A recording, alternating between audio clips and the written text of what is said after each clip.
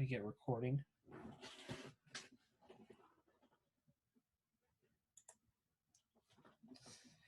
So, hopefully everyone had a good first day with Java, getting familiar with a lot of the basics that we've been using before. Things like variable declaration. Uh, yeah, variable declaration is very different than what we've been used to. But writing for loops, writing conditionals, those are more or less what we've experienced before.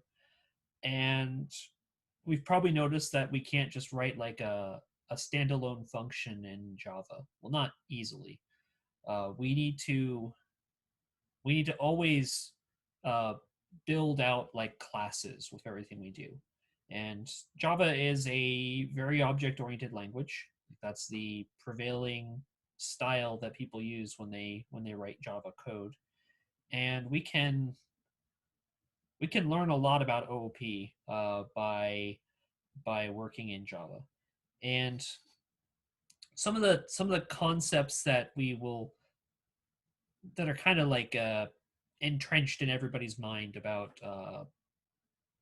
what makes for a good OOP language are considered the four pillars of OOP, and these are basically these are concepts that are ripe for interview questions. So you would want to make sure that you um, are aware of these and maybe be able to give like an example potentially during an interview. And we're just gonna kind of go through them real quick and just talk about them in theory. Um, so the idea of, uh, as we can kind of see here, encapsulation, inheritance, abstraction, and polymorphism.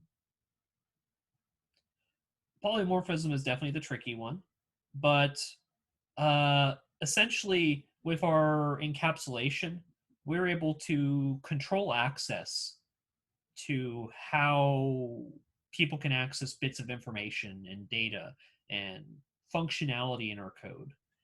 And this manifests itself in Java with access parameters, allowing us to control who controls or to basically specify how things can be accessed. Like at what level is it allowed to be accessed? And we're going to see examples of that later today. I do want to talk a little bit about some of the other options that we can use.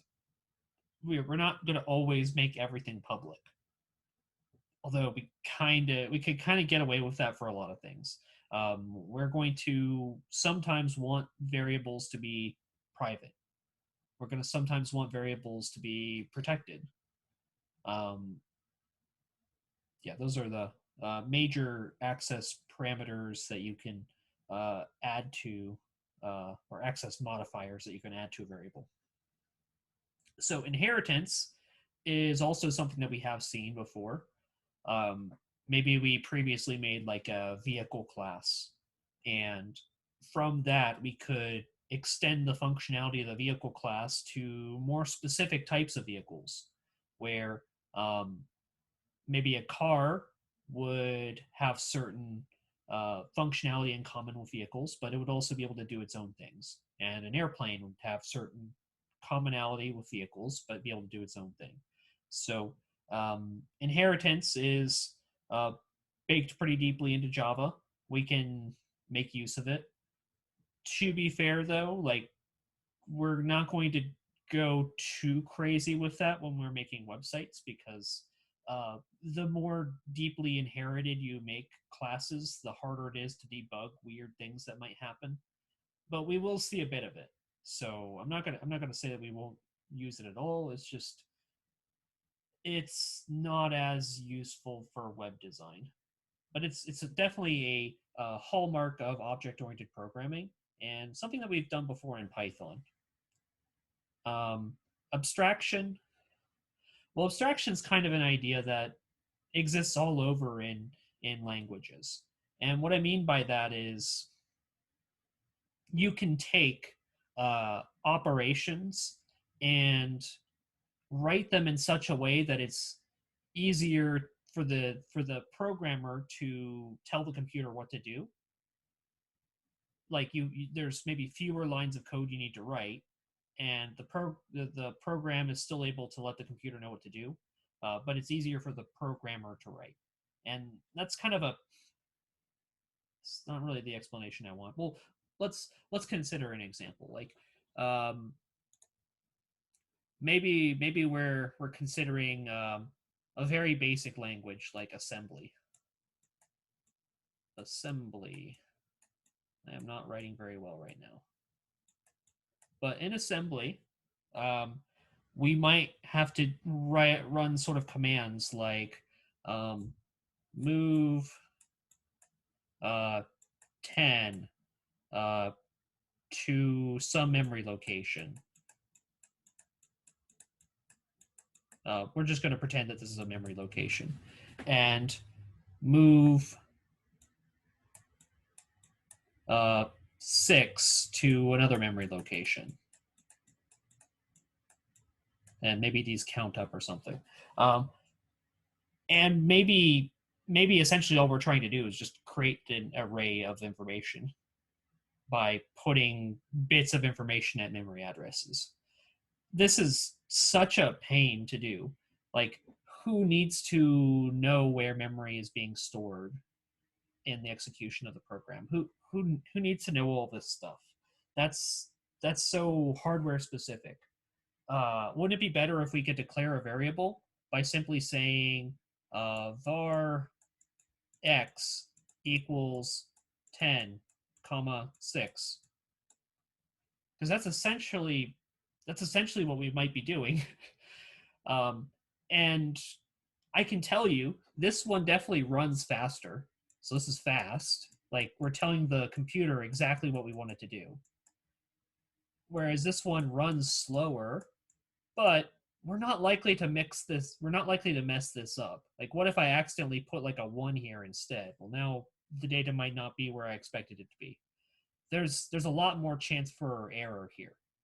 And this sort of abstraction is sort of the core of what makes like modern programming good. Like, we can take the idea of like a sandwich. That's always my example for these. We'll go with a sandwich.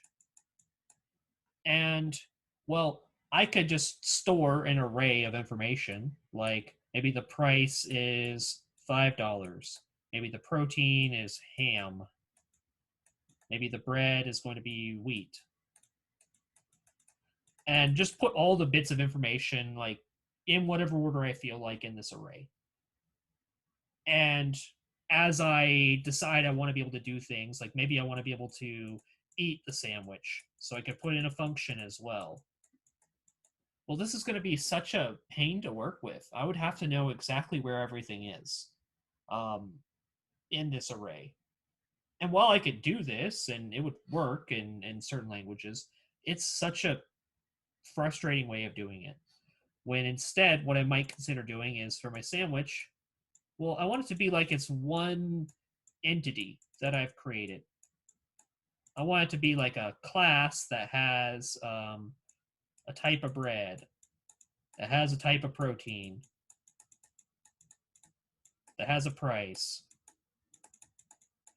And in Java, I could basically create that class and say, okay, the bread, the protein, the price, all of this sort of stuff, I can store that however I want to. I can specify the type of information that each of these has to be. So maybe bread is a string, maybe price is a double, and you can basically create a sandwich that way and be able to reference things using a much easier to understand way. And this sort of abstraction, as that's what we're going to call it, is basically, well, like the idea of object-oriented programming. Like, we can tie bits of information and maybe functionality together into one sort of entity. I like to think of it like, shoot, I don't know, maybe those little capsules that you get, and like you put water on them and then they like expand out into like a dinosaur or something. It's kind of like that idea in my mind. Is we have like this one variable name, like we create an instance of sandwich, but we could store all sorts of information, all sorts of functionality in there, and just retrieve it as we want to. So it's very portable. I could just pass it into another function if I need to. And in Java later on, we could take this sandwich and structure it in such a way that we could save it into a database, or we could send it as data to a web page, so we could display maybe a list of the available sandwiches people can order. And the ability to like take those like disparate bits of information and give it organization, give it that sort of structure, that's really at the heart of what makes OOP good for us. All right, and polymorphism. Well, shoot. We had to talk about it eventually, right? Polymorphism is a little bit trickier. Um, I can never remember if these are like Greek or like Latin roots, but poly, who knows what poly is?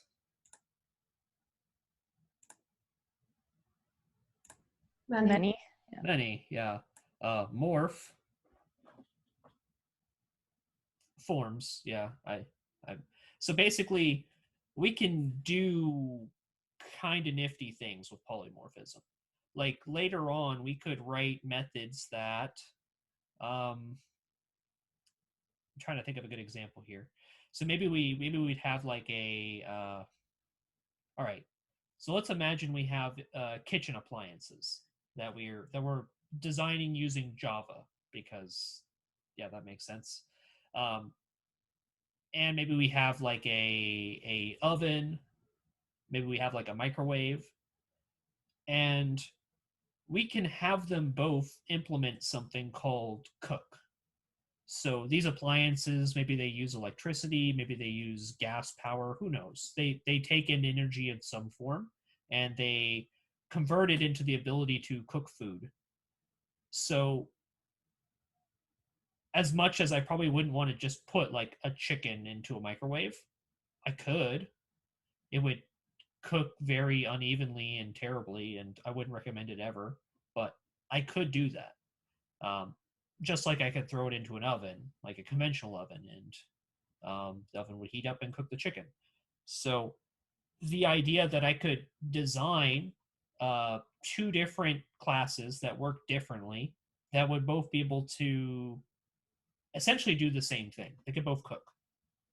So I could approach it from that way, or maybe maybe I want to make an omelet, and um, my kitchen is just so disorganized. I have no idea where I put my whisk. Well, maybe there's another tool in the kitchen that I could temporarily use as a whisk.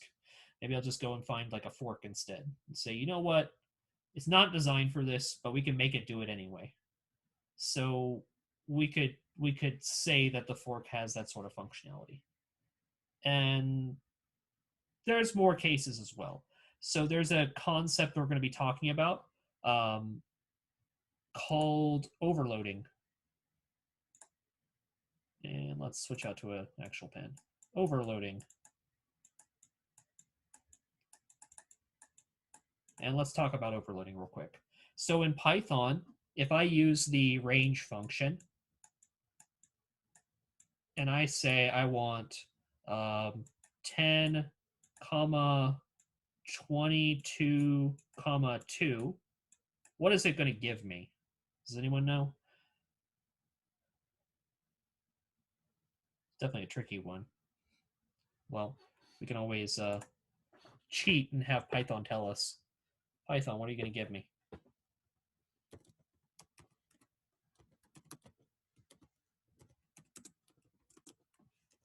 Any guesses?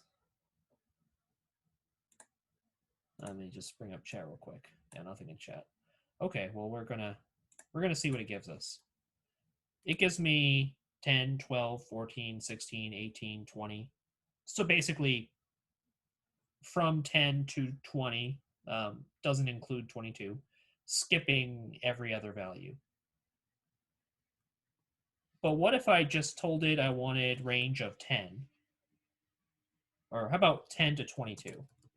what does it give me in that case? Does anyone know what values I get then?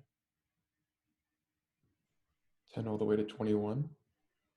Yeah, 10 all the way to 21, not skipping anything. And then if I just put 10 and nothing else, what am I going to get? Maybe 0 to 10. 0 to 9, but basically the same. So I used the same function each time, right? But I gave it different numbers of parameters. So this time I gave it 3, this time I gave it 2, this time I just gave it 1.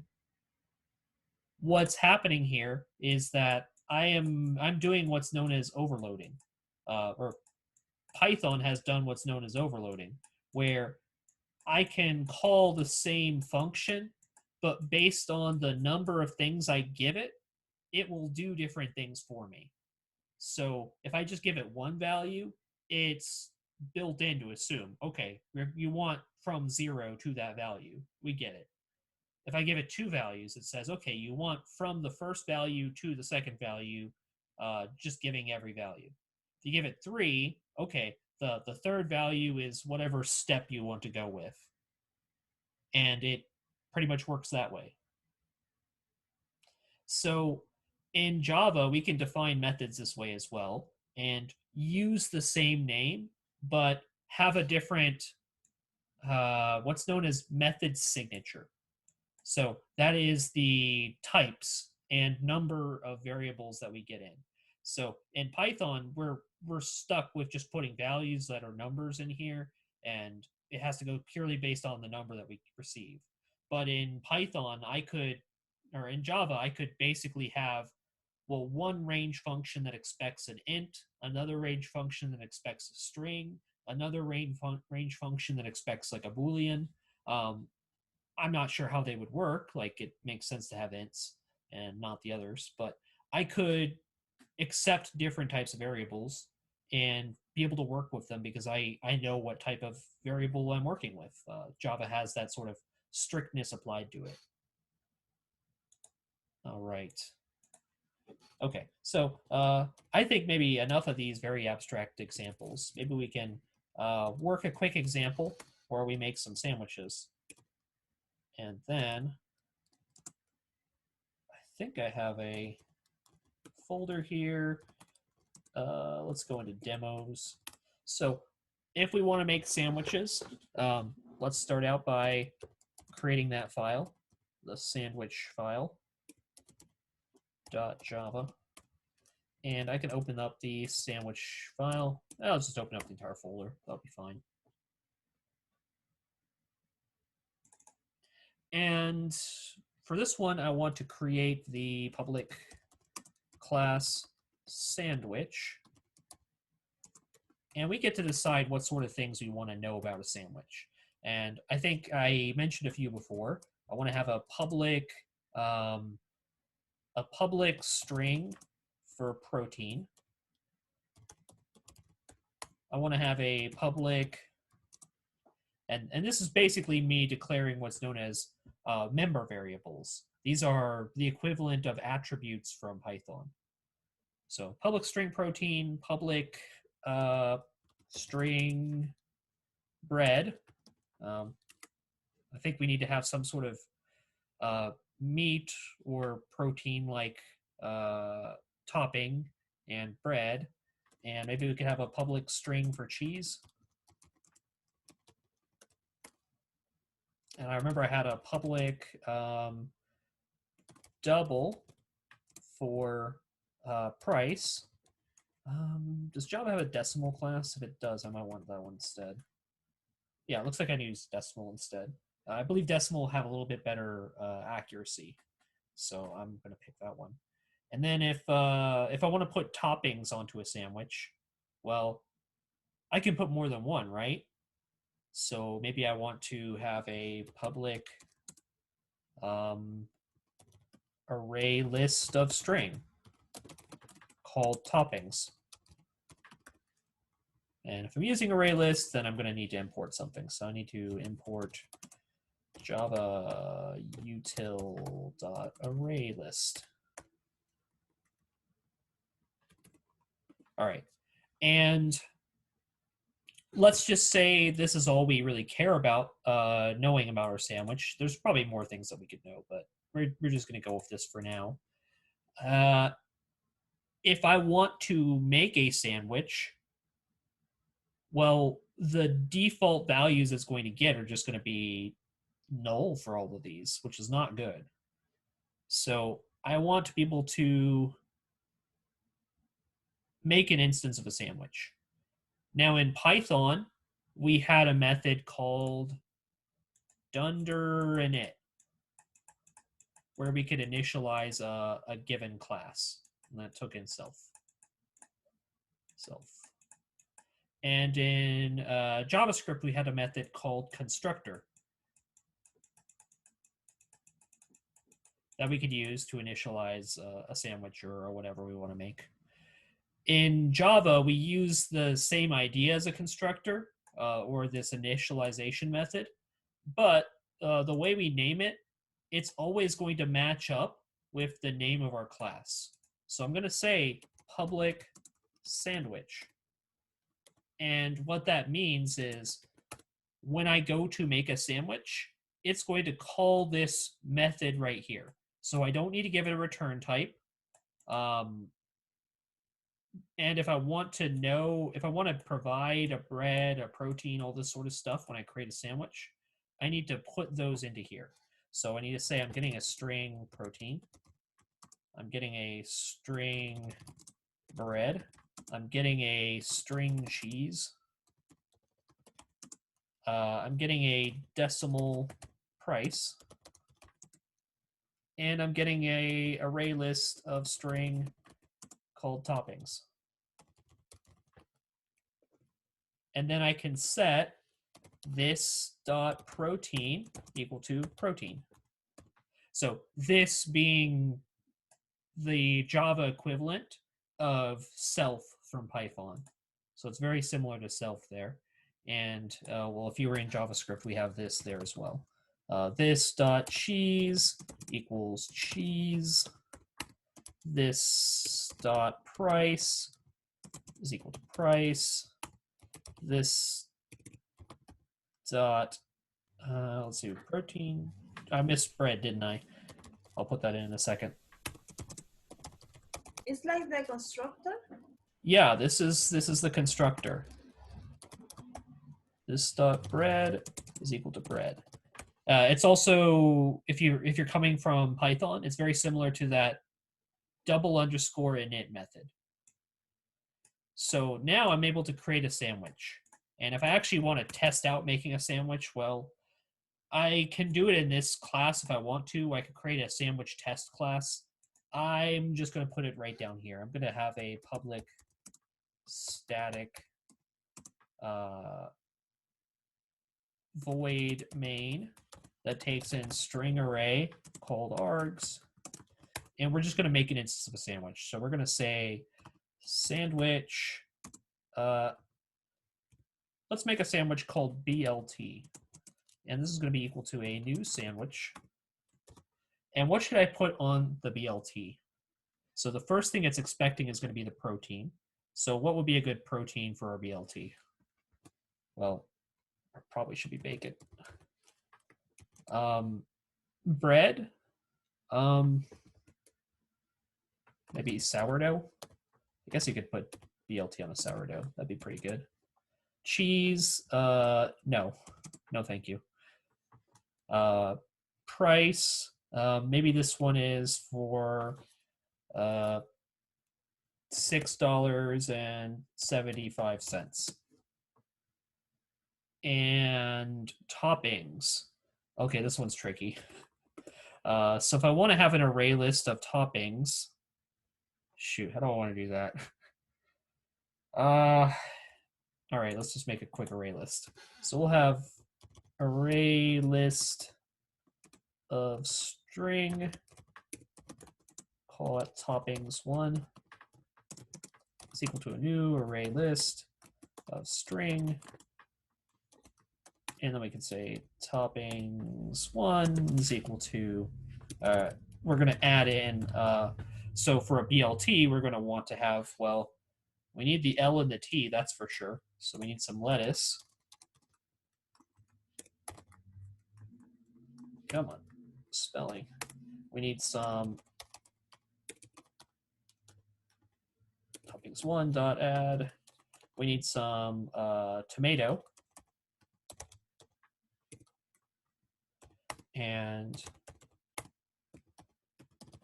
well, we probably want to also have some mayo on it as well. So we can put all those in there. And then for the toppings part, I can pass in toppings one. Okay, and that will let us make a sandwich.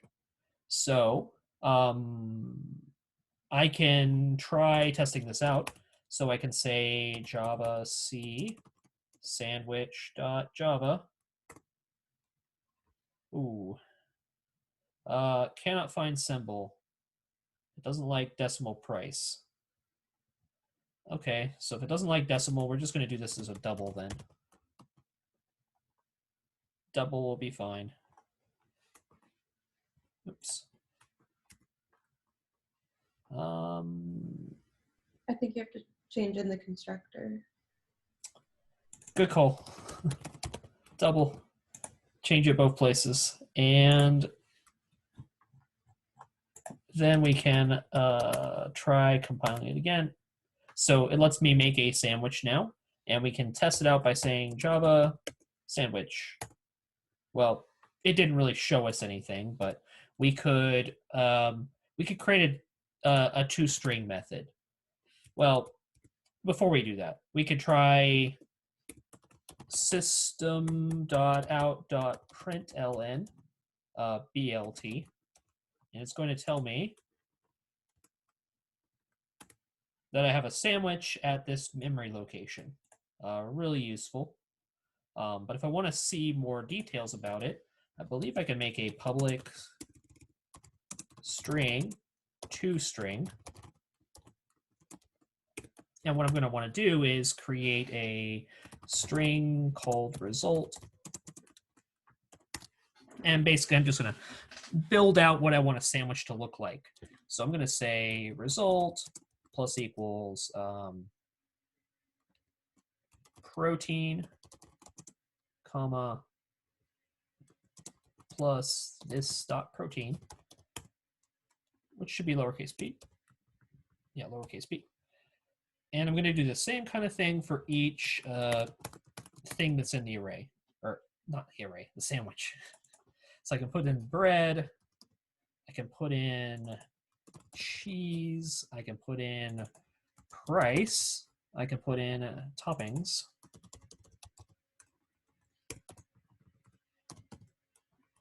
And then I'll just see whichever one is longest. Yeah, it looks like toppings is.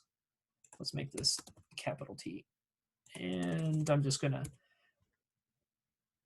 I like to make things match, so I'm just gonna make them all match up however long it's supposed to be. And then instead of this being protein, this one can be bread, this one can be cheese, this one can be price, and this one can be toppings. And then we can return our result. Come on. And now, I believe toString is one of those magic sort of methods that should do what I expect it to do. Nice, except I want these all to be on new lines. I forgot that part. So I'm just going to put in a special character. This /n just says I want to have a new line at the end of each of these things. So if this looks ugly, I'm sorry, it probably is. But it should print out looking nice. There we go. So protein, bacon, bread, sourdough, cheese, not really. Price, 675. Ooh. Let's put a $sign there. So we know that it's in dollars. Extra space. And you can kind of play around with the formatting until it looks exactly how you want it to. So yeah, 675, toppings, all these toppings. Cool. So this is one way to make a sandwich. And let's see, how close is my meeting? I have a little bit of time. All right, good. That's one way I can make a sandwich. But what if I want to give somebody the option to just get whatever the default sandwich is? So I'm actually I'm able to make more than one constructor for my sandwich in Java. I can say something like public sandwich and not give it anything. And this is what's known as the zero argument constructor, as in there's no arguments for it. And I can provide the values that I want it to have. So for protein, we're going to get peanut butter. Yeah, this is the default sandwich. It's not going to be a good sandwich. Peanut butter. The bread is going to be extra crusty whole grain. Yeah, extra crusty whole grain bread. The cheese is going to be, well, you don't get cheese. The price is going to be $3.50. And the toppings are going to be a new array list of string. Oops, I need to call that. And then we're going to this dot toppings dot add. You get, what's the worst type of jelly I can think of? How about durian jelly? I'm not sure if that's a thing, but if it is, it sounds pretty awful. So this will be the sandwich if you don't bother putting it in order. You get this sandwich. So we can test that out by saying, well, I want to get a sandwich called default, and it's going to be equal to a, we'll call it, I think default might be a reserved word. Let's call it default sandwich. And this is going to be equal to a new sandwich. I'm not going to give it anything. I'm not going to put any variables in there. And then if we go to print out the default sandwich, yeah, if we go to print out default sandwich, and we need to clear this, compile this, run this. Well, the first sandwich is the BLT with bacon, sourdough, lettuce, tomato, mayo. The second sandwich is a peanut butter sandwich on extra crusty whole grain, and it has durian jelly as its topping, which, yeah, I don't know. Durian is supposedly one of the world's smelliest fruits, so not sure I want that. All right. And yeah, we can make sandwiches like this. Heck, I can, after the fact, say, you know what, this default sandwich, I'm going to change the toppings. Well, no. I'm going to change the bread. I'm going to change the price. I'm not willing to pay that much for it. Let's subtract a whole $1.50 off of it, or $1.40. That'll work. And then I can try printing it out again. So I should be able to see that I'm able to actually modify these sandwiches after I've created them. So initially it was $3.50. Now it's $2.10. So I'm getting a discount, I guess. We can do these sorts of changes to it, and then see what the changes do. All right. Methods. So this is one method that we've created, the public string to string. What other method could we have for a sandwich? Maybe we can have a method called add bacon. Yeah, maybe we can have a method called add bacon.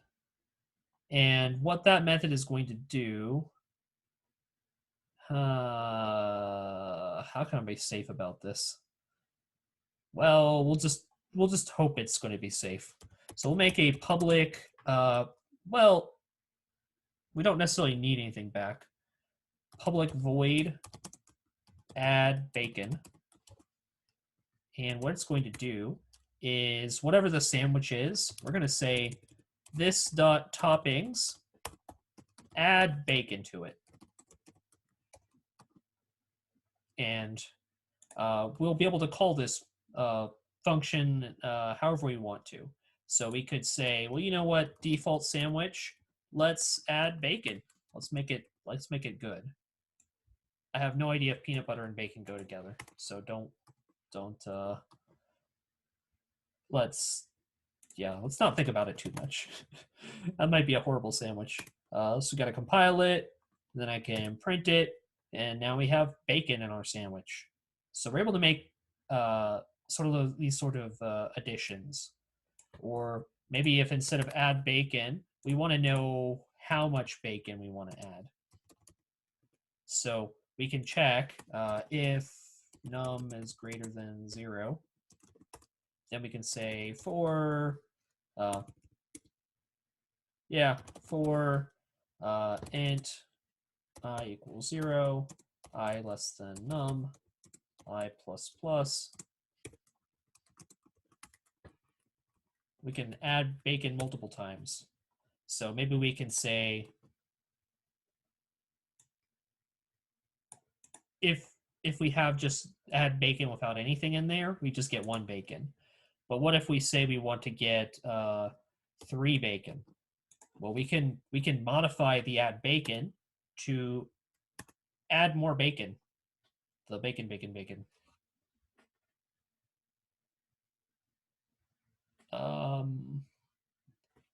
And that's really an example here where we could do overloading. Overloaded to let us add multiple bacon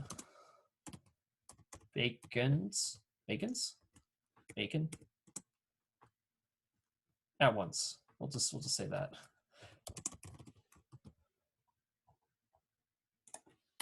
Yeah, this is what you get if you aren't specific when ordering. Yeah, and this is collectively referred to as a 0 argument constructor, which does have its use. There will be points when we need to make one. All right. So I'm seeing a question in chat. What is exactly an instance in Java? So it's essentially going to be like a block of memory that gets set aside where the information for the object exists. And in JavaScript, the way this is done is kind of different. Like it uses kind of like a prototype way where every object that gets created is a version of some global object that exists. It's just modified in some way. Java is a bit more traditional with how it creates like the inheritance for this. So if I wanted to make a subclass of sandwich, like let's say we wanted to have paninis, and paninis can be toasted, then we could do that as well.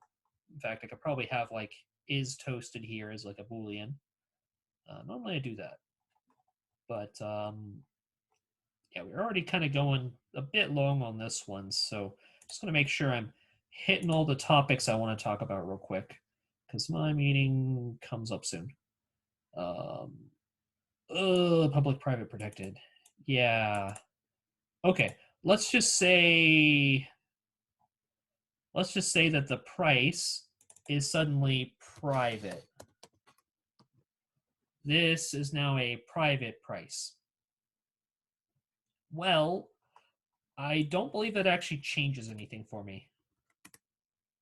I'm still able to decrease the price of the peanut butter sandwich. But when I go to make a sandwich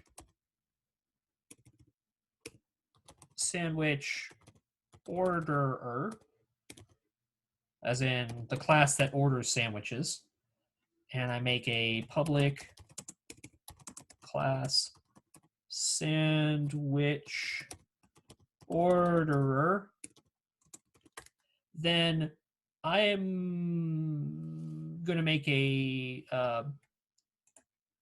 pretty much the same public static void here.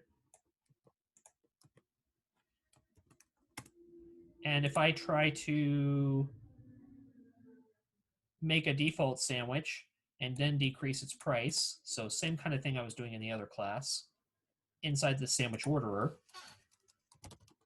If I try to do this, Java C sandwich orderer, it's going to throw an error saying that the price is a private method inside of the sandwich class, meaning that I can only access this price from inside of this class. I'm still able to do other things. Like I could still say add bacon, default sandwich, add bacon. So we could still add bacon if we want to. And then Java sandwich orderer. So we got bacon, but it's not going to let me modify that price.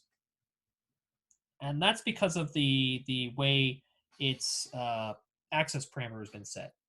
So if I change my mind and say that, you know what, I want this to be protected, that's a different parameter that I can use.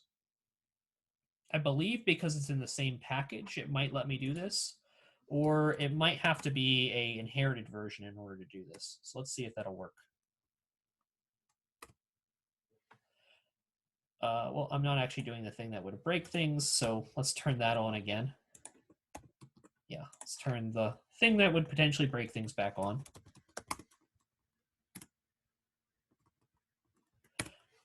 Okay, yeah, so once it's protected, because I'm inside the same package as sandwich, and for now, let's just understand package as I'm inside the same folder. And when I'm working with sandwich in my sandwich orderer, it's not part of a different file structure. It's not part of a different project. I'm able to access protected things inside my sandwich orderer. I still can't access it from other places, though. So protected still gives us a certain level of protection. If there's a variable that you want to only be accessible from inside your project, then yeah, protected is good. So adding the protected allowed you to modify it from the sandwich order. Yes. Yeah, I was able to Seems like change it. counterintuitive. I would think that protected means you couldn't. Well, it's still protected from things that are outside of the package. So if I created a new package, do I want to create a package? All right, let's make a package. Oops, not this one. If I create a package here, package sandwich. So this is the sandwich package. I now need to import sandwich. Wait, why is it capital S? Well, we're going to make you capital S too. I need to import sandwich in order to be able to make sandwiches now.